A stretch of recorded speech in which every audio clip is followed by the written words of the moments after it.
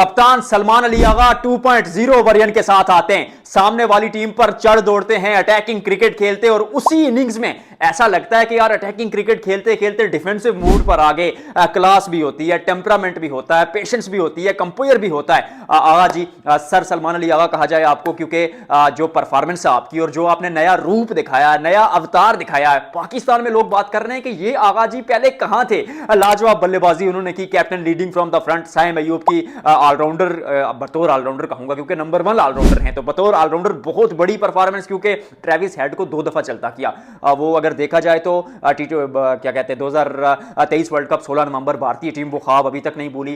फिर WTC final में भी खूब पिटाई की थी। तो फिर ट्रेविस हेड यार बड़ी बड़ी टीमों के लिए जो है वो सिरदर्द बने हुए हैं, और पाकिस्तान में उनको एक ऐसा गेंदबाज आउट कर देता है जो गेंदबाज है ही नहीं, मतलब पार्ट टाइमर के थ्रू वो आउट हो जाते हैं। साइम अयूब के लिए भी बिग थम्स अप। फिर उस्मान तारिक आते हैं, इतनी बड़ी मिस्ट्री, क्योंकि वो कैमरन ग्रीन ने भी जाते जाते कह दिया भाई ये तो वट्टा मार रहा है, चेकिंग कर रहा है। तो उस पर भी थोड़ी चर्चा करेंगे कि उस्मान तारिक एक्स फैक्टर है विदाउट एनी डाउट, ज्यादा बात करने की जरूरत नहीं। सबको पता है कि T20 वर्ल्ड कप में श्रीलंका में जाएंगे तो तबाही मचा देंगे, लेकिन क्या वो वर्ल्ड कप खेलेंगे, इसकी भी चर्चा करना जरूरी है। और फिर शादाब खान और नवाज, 2 भाई रावलपिंडी से ताल्लुक, पिंडी बाल, दोनों एक्स्ट्रा ऑर्डिनरी परफॉर्म करते हुए, बल्ले के साथ भी, गेंद के साथ भी, और इस T20 वर्ल्ड कप में बहुत बड़ा रोल रहने वाला उनका। और टू बी वेरी ऑनेस्ट बहुत अरसे बाद दोनों कलर में नजर आए हैं। फिर आते हैं इब्रार अहमद, पिछले 3 साल में पाकिस्तान के लिए तीनों फॉर्मेट्स खेल रहे हैं। लोग उन पर बड़ा क्रिटिसिज्म करते थे, मेरी वीडियोस उठाकर देख ले, मैंने इस खिलाड़ी को बैक किया और बताया आपको कि जो प्रॉपर और जेन्युइन स्पिनर है पाकिस्तान में वो एक ही है, बाकी सारे ऑलराउंडर्स हैं।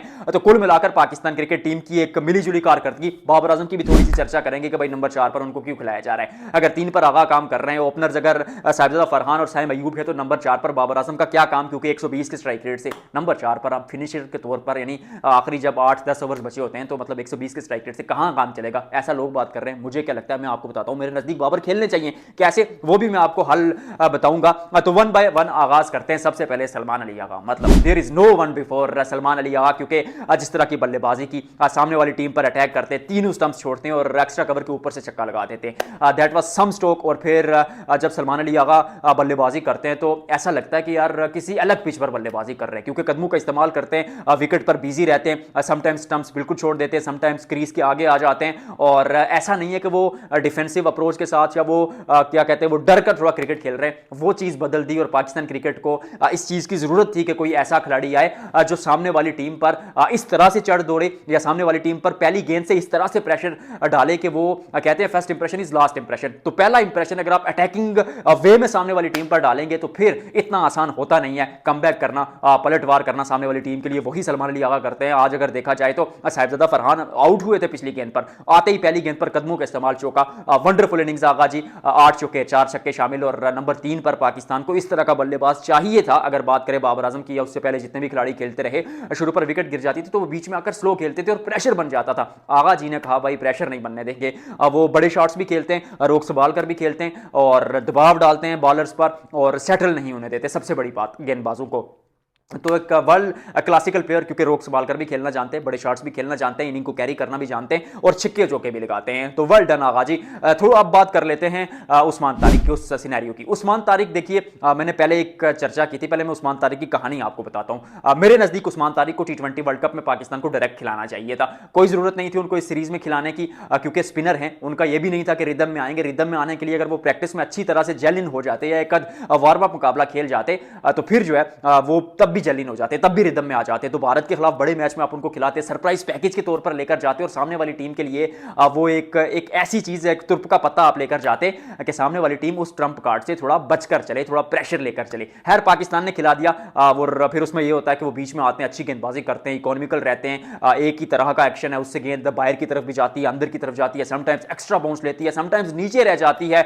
और इस मिस्ट्री को, इस भूल भुलैया को समझना बहुत मुश्किल है। कैमरन ग्रीन ने जाते जाते यूं इशारा किया कि बट्टा मार रहे हैं भाईजान ये, अब यहां से क्या हो सकता है। देखिए कानून के मुताबिक ये है, आईसीसी का लॉ मैं पहले आपको बता देता हूं। कानून के मुताबिक जो आपका हाथ है वो 15 डिग्री से ज्यादा बेंड नहीं होना चाहिए। अब उस्मान तारिक का हाथ 15 डिग्री से ज्यादा बेंड नहीं हो रहा। Again I am saying that I am not a technical person, लेकिन मैं आपको नेकेड आई से बता रहा हूं। फिर उसके बाद ये होता है कि वो जो थोड़ा सा बॉलिंग करते हुए 1 सेकंड एक्स्ट्रा है, थोड़ा सा रुकते हैं, देखते हैं। और अश्विन भी तो पूरी जिंदगी ऐसा ही करते रहे, और केदार जाधव एक गेंद जो है वो ऊपर से करते थे, एक फिर थोड़ा नीचे से हाथ लेकर आते थे। यही चीज उस्मान कर रहे हैं, which is allowed to ICC rules. लेकिन अगर मैच रेफरी को रिपोर्ट कर देती है ऑस्ट्रेलिया की टीम, जो मुझे लगता है कि करेगी, और मैं भी शायद जब आप वीडियो देख रहे हूं तो कर भी चुके हूं, तो अगर मैच रेफरी को रिपोर्ट करती है तो मैच रेफरी देखेगा एनालिस्ट के साथ बैठकर वीडियोस मैच की, और अगर उसको कोई वो चीज खटकी तो वो फिर आईसीसी में जाएगा, और आईसीसी में अगर ये मामला चला गया तो अगर उनका कानून के मुताबिक अगर एक्शन रिपोर्ट हो गया या उनको कोई शको शुबा भी हुआ, कोई ऑब्जेक्शन भी हुई, तो फिर वो करेंगे कि एमसीसी और आईसीसी जो है वो उनके कानून के मुताबिक उस्मान खान को एक और टेस्ट पास करना पड़ेगा। उस्मान तारिक को माफ कीजिएगा, आई मीन क्या जरूरत थी फिर वही बात खिलाने की, डायरेक्ट वर्ल्ड कप में खिला देते। खैर उस तरह से शायद आप लंबा ना चल सकते, वो भी एक सोच, शायद उतनी बेहतर सोच नहीं है कि भाई आप छुप छुपा कर किसी खिलाड़ी को खिला देंगे, एक मुकाबला खेल भी देते तो क्या फर्क पड़ता, आगे आपके बड़े मैचेस तो सुपर 6 में आने हैं। भारत से आप मुकाबला हार भी जाते तो फिर भी क्वालिफाई तो कर ही जाएंगे, तो वो सारा सिनेरियो भी था। तो पाकिस्तान ने अपने तौर पर एक अच्छी चीज की कि चले खिला भी लिया, और ये चीजें आप दूध का दूध और पानी का पानी भी हो जाएगा। अजूई कोई बड़ी खबर आएगी मैं आपको बता दूंगा।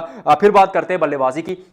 उस्मान खान रन्स बना रहे हैं, और विकेट कीपर के तौर पर जब उस्मान खान रन्स बना रहे हैं तो to be very honest Babar Azam और रिजवान इतना बुरा खेल रहे हैं इन दिनों कि उस्मान तारिक उनसे बेहतर लग रहे हैं। और वो जो नंबर 5 या 4 पर आपको थोड़ी सी समस्या थी, यार 4 पर तो अभी भी या बाबर आजम है, तो 5-6 पर वो थोड़ा सा इशू था कि कोई ऐसा खिलाड़ी नहीं है जो थोड़ा तेज भी खेले, इनिंग को कैरी भी करे। तो उस्मान खान आए, रन्स बनाए, बहुत बड़ी इनिंग्स उनके कॉन्फिडेंस के लिए, क्योंकि T20 वर्ल्ड कप में जब आप जाएंगे तो मेंटली स्ट्रांग होना बहुत जरूरी, तो ये रन्स उस्मान खान को भी काम आएंगे। उसके अलावा 6, 7, 8वें नंबर पर फहीम अशरफ, नवाज और शादाब खान 120, 30, 40 के स्ट्राइक रेट से समटाइम रन्स बना देते हैं, गेंदबाजी भी अच्छी कर रहे हैं। तो ऑलराउंडर्स श्रीलंका में आपको क्या कह रहे हैं, क्या कहते हैं वो जरूरत पड़ेंगे, यूज पड़ेंगे नहीं जरूरत पड़ेंगे, तो वो भी एक अच्छा साइन। मसला बाबर आजम का है, क्योंकि नंबर 4 पर जब बाबर आजम की आप बात करते हैं तो फिर क्यों बाबर आजम को खिलाना। 110वीं दफा बाबर आजम स्पिनर के खिलाफ आज आउट हुए, एडम जंपा ने उनको 5वीं दफा आउट किया। और यह भी एक कड़वी सच्चाई है कि बाबर आजम 2019 से 22 तक जब अपने कैरियर के सबसे ऊपर थे, वो टॉप पर थे, एक एक करके सारे रिकॉर्ड्स तोड़ रहे थे, तब भी स्पिन को नहीं खेल पाते थे। तो अब तो बुरा वक्त चल रहा, और T20 वर्ल्ड कप श्रीलंका में है, वहां स्पिनर्स को खेलना पड़ेगा, और कब खेलना पड़ेगा, नंबर 4 पर जब गेंदबाजी ही स्पिनर्स करते हैं।